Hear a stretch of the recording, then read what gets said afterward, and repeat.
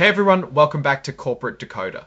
Today we're diving into Everest Group's latest financial report, and let me tell you, it's a bit of a roller coaster. Buckle up because we're about to see if this mountain is still climbing or starting to slide down. This report gives us a snapshot of how Everest Group, a major player in the reinsurance and insurance business, performed in the first 3 months of 2025. Think of it like a health check for a giant company to see if it is healthy.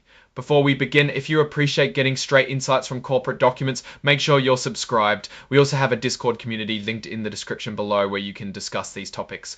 First things first, there were about 42.5 million shares of Everest Group stock floating around in late April. Next up, let's see what's on the menu for today, diving into the juicy bits like financial statements and management's analysis, all the stuff we're here for. Okay, let's jump right into the numbers. The company's balance sheet provides some insights into its financial condition. They're reporting over $31 AIM fixed maturities available for sale, meaning bonds and similar investments they could sell if needed. Compare that to about $28.9 billion at the end of the previous year, 2024. A pretty significant bump up. Now, they're also showing premiums receivable, money owed to them from customers, of about $5.6 billion. But hold on, because they also have a whopping $31 set aside in reserves to cover potential losses from claims. That's a lot of money they think they might have to pay out. This is up from $29 end of 2024. Let's move on to how they actually made money. They earned premiums of $318. This is insurance speak for money from selling policies. Compare this with the last year's $3.6 billion. Net investment income, which is their profit from investments, stood at $491 million compared to $457 million last year. Okay, the expenses include claims. That's about $2.9 billion. Then they've got commissions and brokerage at $824 million and other underwriting expenses at $38 million. The main income tax expense is at $39 million compared to a much larger $733 million last year. Basic earnings per share took a dive to $4.90 since compared to 16 7 last year. That's a big drop. Let's see how the ownership pie is being divided. The actual amount of shares outstanding at the end of the period is 42.5 million, and they've declared dividends of $2 per share. That is $85 million. Now let's talk about cash flow. This is the real health of a company, how much actual cash is going in or out of the company. We start with their net income of $210 million. It's then adjusted for many different accounting items like decrease in premiums, increase in claims, and more. At the end, it looks like operating activities provided cash flow of $928 million. Okay, but then how was investing and financing cash flow? Looks like investing activities consumed about $569 million of cash. Financing activities drained even more, $324 million. All right, let's check out the notes. This is where companies like to bury the devil in accounting terminology. It confirms that these are unaudited results, meaning they haven't been checked by external auditors. So take them with a grain of salt. Also, they claim they have adopted all accounting standards. They have over $31.8 billion in fixed maturity securities. Seems like they have losses in US Treasury obligations and corporate securities. This can be due to interest rate changes. It looks like they aren't too worried.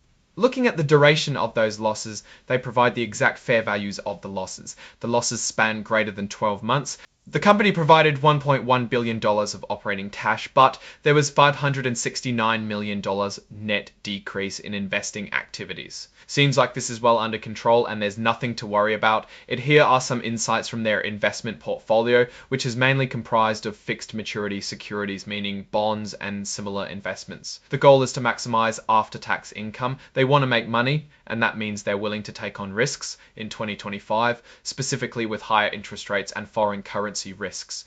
Alrighty, so the reserves are the company's estimates on what it will pay out to its customers with any adjustments from previous estimates of unpaid claims.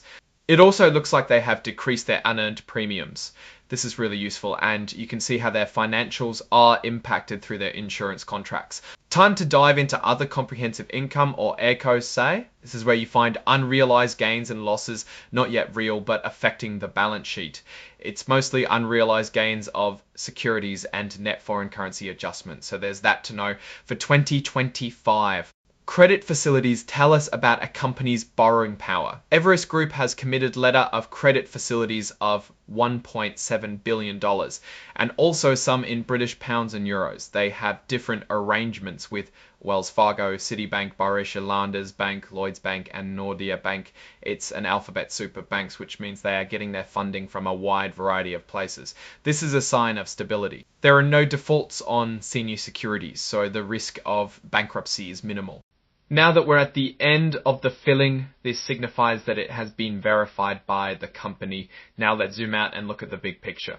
Looking at Everest, it's a little bit of a mixed bag. Their revenues are up, but their profit margins have taken a hit, which isn't great. The key strength of this company lies in how much they are diversifying by operating in multiple industries such as reinsurance and insurance. Our risk for Everest Group is with their complex investment portfolio. They could be more vulnerable to things like interest rate changes. If they aren't careful, it could result in significant financial losses. Their high reliance on borrowing is a risk for the company because the borrowing amount is directly correlated to risk. They could have some trouble. To give a final conclusion, the company seems relatively solid but not as strong as the previous year. They are facing multiple global economical problems that are hard to predict in advance. Alright, that's our breakdown of Everest Group's latest filing. What's your take on these numbers and what they signal for the company's future? Drop your thoughts in the comments. If this analysis was valuable, hitting that like button really helps, and subscribe for more deep dives into the world of corporate financials. Don't forget to check out the Discord in the description. Thanks for watching, see you next time.